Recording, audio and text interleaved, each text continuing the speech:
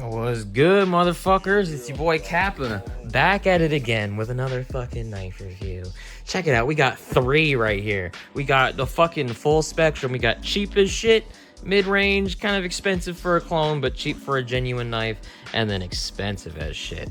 This one right here, $825. Well fucking spent. This thing, God, I love it. Oh no! But we're not going to start off with this one. We're going to start off with this one right here. The cheap shit. Now, I got this for $30. And just the fact that it's not fucking terrible for $30 is, in and of itself, kind of mind-blowing. As you can tell, channel design. Look at that. Look at how they skeletonize this thing. I mean, it's like masterful. How they got it all in theme, but also down to weight efficiently. I'm really liking that, and I love how the trainer blade goes with the handles. I think the live blade false edge thing they got going on looks kind of ass, especially when you put it on these handles. It just doesn't really go together. But this I like. This is really fucking good. Now, like I said, just the fact that it's not dog shit is commendable, but the fact that it's actually pretty damn good is a little mind-blowing, man. Because, I mean, as you can tell, this thing is on bushings, no tap, and I don't foresee it ever developing tap. And I've dropped it a handful of times already, and, I mean, you can barely tell, man. That's what I love about stainless steel. It might be pretty heavy, but holy shit is it durable.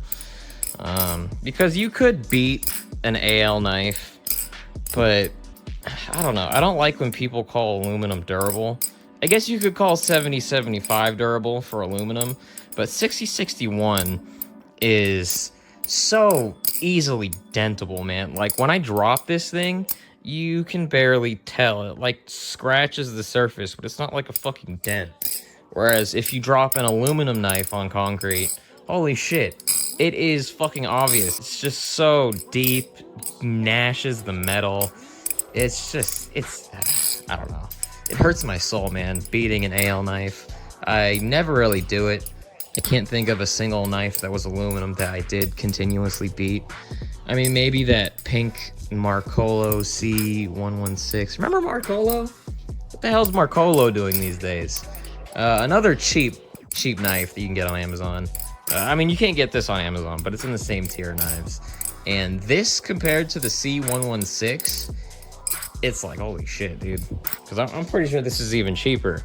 And the design is better. It's actually like original and not like a half clone. The balance is better. Like, that's crazy. The balance on this SS knife is better than the C116. Or really a lot of those cheap aluminum clones you can get on Amazon. Because that's what I think when I think of a $30 knife. Is some cheap bullshit on Amazon that's probably on bearings, that has a shitty design and flips like crap. That is just there to keep you engaged while you save up for something better. Whereas this, it actually has a place in my collection, you know? It's not just like some cheap shit that I got because I was bored. Like, this is my main beater, and it's the best fucking beater. Because, you know, I had my, this thing, which I don't really flip anymore. Because, fucking, god damn it, you gotta, like, sand the washer. So, look at that swing! Look at that! Oh, my fucking god. And I tuned the washers already. I had to do, like, fucking 500, 600, probably more than that, circles on these washers. And look at that. Drop it a couple times and you gotta fucking sand them again, dude. So bullshit. Like, you can beat plastic, but don't kid yourself into thinking that it's durable. You know what I mean? It won't break, but it'll fuck up all the time. And you get this, literally half the price. That shit costs like, what, 65 bucks plus tax, holy shit, tax and shipping? Well, this thing is $30 plus shipping, around like 38 final price. So if you got 40 bucks just sitting in your pocket and you want to get something nice, get this, bro. And, like, granted, it's from a clone company, but it's not a clone. Like, this is a good original design. I really like how this thing looks. I like how it flips. It's not too heavy, and it's not too skinny either. Because that's the thing with a lot of SS knives, is that they tend to be thin as fuck, just because you can't really have thick liners that are stainless steel, or it's going to be too heavy. But this, it doesn't creep into that too thin territory or anything. And I think it helps that it's channel, because, you know, you get more of that. It doesn't feel as thin. It feels thicker just because it's one piece of metal. But yeah, dude, neutrally balanced. It's not like absurdly handle biased. Like, the balance is comparable to this. You know, I think this is actually might be a little heavier on paper, which is kind of what interested me in the Prism, because I think the Prism is 4.4. I think this is 4.5, if I remember correctly. I'll put the numbers on the screen. But when I go from this thing to this thing, it's not like jarring, you know? Like going from that to, say, the Squiddy, or that to, say, like the Canyon, or like any other stainless steel ballast song that I know of. Because that is this is like its main competitor, I guess, would be the Canyon. And I think the Canyon's more expensive. It's like between 40 and 60. I forgot the specifics on that because it's been so long. But when the Canyon came out, this was kind of Arm Shark's response to it. And I mean, when I first saw it, I kind of had this inkling of a feeling that it would be better. Just based off just a cursory glance, you know, because I've had the Canyon, and it's not bad or anything, but it definitely feels pretty fucking heavy. They say it's 4.4 ounces or something like that, but it definitely feels heavier than that. I mean, that thing is solidly handle biased. I had the trainer Canyon, and I would honestly recommend the false edge over the trainer, just because you get that bit extra blade weight that would even out the handles.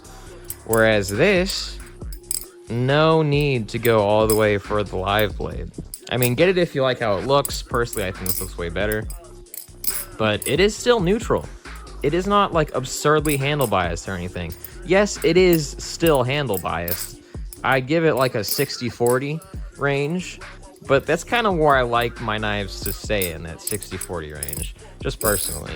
I used to be way more into blade bias, but I think what really did in blade bias for me was fucking with the Microtech TAC 3 clone, which is an old knife for, I'm sure a lot of you don't even know what the fuck that is. But that thing is so fucking blade biased and light and like anti-ass weight that, like, I was fucking around with that thing for a while, and I liked it, but once I got my Jade rep with the fat spacers in it, I was like, yeah, no, having some ass weight is real fucking nice, man. It just is. Things operate as you would expect. Shit's not wonky and weird. I mean, maybe if you are into tech, you would like that sort of blade bias balance. I'm not really a tech flipper. I would love to be one, but that shit is really fucking hard, man. But yeah, man, just a slight handle bias is what I prefer, and that's definitely what this is balanced on. And it just fits with the Telesto and the Orca. Just both of these knives hit that slight handle bias range, and I love that, man. So this does not feel out of place at all. And for $30 fucking dollars, dude, I mean, it's almost a must buy. Because if you just want something that you want to beat, that is still good, but you don't really give a fuck about, you know, this is perfect for that. I mean, I can't think of another knife that provides a similar value at that price range. The only other one that I can think of would be the Extrusion by Nibali's, but it is $10 more expensive, and it uses somehow shittier aluminum than 6061. It uses 6063, and I looked it up, and 66, like, the reason why it's called the Extrusion is because 6063 aluminum is better at extruding than other aluminums. And what extruding is imagine like a icing pipette, and how it pushes the shit out of that like little nozzle. That's extrusion. So that aluminum is better at doing that, which means it's softer, it's more malleable, and at the end of the day for flippers, it dents more easily and it ain't as durable. And when you're comparing it to this, you gotta spend $10 more for that. So for me, I just wouldn't fuck with it, That said, I'm sure the extrusion is a great flipper. I love the design. You know, it's not a clone. The fact that it's not a clone and it's getting down to that price range is crazy. So I totally understand why they went with that shittier aluminum, but I just don't fuck with aluminum for beaters, man. Like, if you're gonna go as far as to make your knife a beater, wouldn't you want it to be at least like stainless or even titanium, like a Chab clone or some shit? Because that will take a beating, you know. Like, the reason why I'm so against aluminum for beating is because I did one time beat an aluminum balisong, and it was a Squid Trainer V 3.5, and that was before they added bushings. So it was on washers, and I mean, I didn't have a choice not to beat that thing. That was my only fucking flipper, you know? That was the first one that I spent considerable money on, so I was gonna use that shit, you know? I didn't have another one to just fuck around with. And this didn't exist at the time. I mean, the 3.5 came out in like 2019. You know, it got beat to shit. And it just looked horrible. And the tolerances got so fucked, man. Like, here's what would happen. I would drop it, and it would, like, pinch this, like, oh, ignore my dirty nail. But it would pinch this area into the washer. And then I have to do, like, the fucking bendy handle trick to get it to, like, swing again. And I'd have to do that over and over and over again. And they got to a point where I couldn't tune it without tap. So I'd have to choose between, like, decent-ish tolerances or just being hella fucking tappy with swing. And I was like, after that experience, I was like, never fucking again, man. Never again. I'm not doing that. I don't give a fuck if it has bushings. I'm not doing that shit. It looks disgusting. It makes you feel gross when you see the damage on it. At least me personally. And it's just, why? Why would something so not durable be used as a beater? I don't fucking know, man. So yeah, that's really why I landed on this and why I like it so much. Like, even if it wasn't that great of a flipper, I'd still have it in my pocket as my outside beater. But the fact that it is a pretty damn good flipper is like, what the fuck? Like, this is crazy. This is crazy. The fact that this exists, and the fact that there's no videos on it either. Like, this kind of flew under the radar, man. The Canyon really took that stainless steel spotlight, and no one really considered this guy right here. But this is a great fucking option, dude. Really good. Yeah, I don't think there's really much else to say. It's the whole package, man. Great design, great build quality. One thing I will note when I got this is that this handle, the bite handle, would bind a little bit. It would get, like, sticky when it got down to the blade area. But this thing comes with spare hardware, so I just threw in another bushing and perfectly fine. So that was the only problem that I had with this thing. And yeah, aside from that, literally nothing else. Great fucking beater. And one last thing that I should mention is I love that it's not hella fucking loud, because I was going to get a refault from Thomas Balisong, and I've had a couple already, but I wanted to get another one because I like the balance, and my last one wasn't that nutty. I tuned it real fucking good, and it just wasn't as nutty as some of the refaults that Thomas Balisong was posting on his IG, so I wanted to get a new one. But I mean, you go to check out on their website, and it ends up being like $85 for a fucking refault.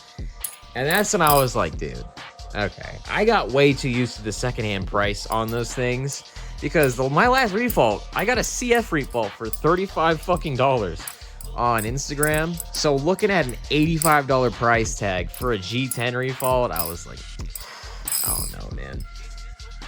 But a big reason why I didn't push it to keep it being my beater is because that thing's hella fucking loud, dude. It's like obnoxious when you're outside just trying to flip, trying to be low key, you know, like that shit is like super fucking loud, dog. So I like that. Well, this has like a slight ring and it's slightly nutty, but it's not like fucking obnoxious, you know, just standard knife sounds.